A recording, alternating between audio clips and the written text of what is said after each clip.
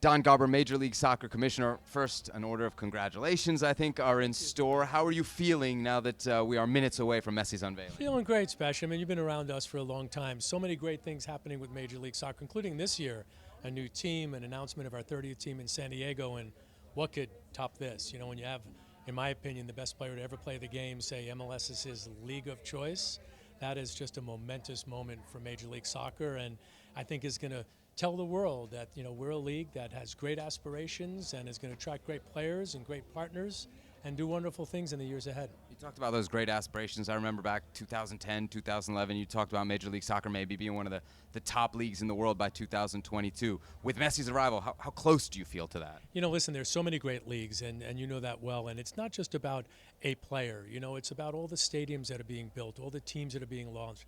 10 million fans came through our stands last year. The quality of the competition, as you well know, continues to grow and earning the respect of the rest of the world. The Leagues Cup coming up, you know, an interleague competition with Mexico, all those things I think speak to the fact that in many ways we have become one of the top leagues in the world. Depends on how many teams are in that top, Sebastian. So I know we could have a long debate about that. Let's talk about money, because it turns out that Lionel Messi will have turned down billions of dollars to come to Inter Miami. Can you take us inside kind of the final stages of the negotiation, what you guys were able to put together to draw him here? You know, it speaks to the aspiration and the courage and energy and ambition of the Mas family and David Beckham. You know, together they had their sights set on Messi, and obviously I had to wait for him to be out of contract. But when David was granted this team and we were coming to Miami in 2014, he said, I'm going to bring some of the best players in the world. And I don't know that he was thinking about Lionel Messi at that time, but Jorge Mas, when he bought the team, said, you know, I'm going to go after those players that are going to really excite and inspire. And that starts tonight. I mean, look at the madness here. It's really pretty exciting. So I'm very excited for them tapping off their ambition.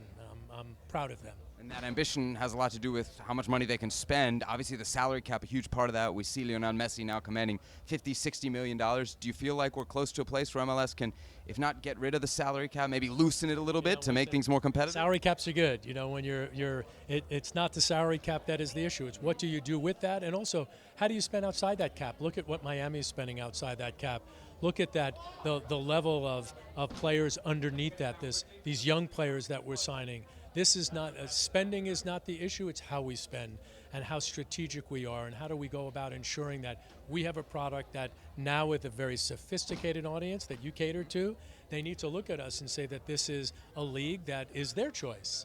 And I think that we'll continue to grow our investment in the sport and continue to attract great players. This has already obviously opened quite a few doors. There's discussions about potential Major League Soccer teams joining Libertadores. What would participation in a tournament like that mean to MLS clubs? You know, listen, we've talked about this. There's so many international things happening, Sebastian. Copa America next summer, Club World Cup the following summer, the World Cup. Let's wait and see how all of it plays out. Well, thank you very much for watching ESPN on YouTube. For more sports highlights and analysis, be sure to download the ESPN app. And for live streaming, premium content, and let's not forget as well, ESPN FC 7 days a week. Subscribe to ESPN+.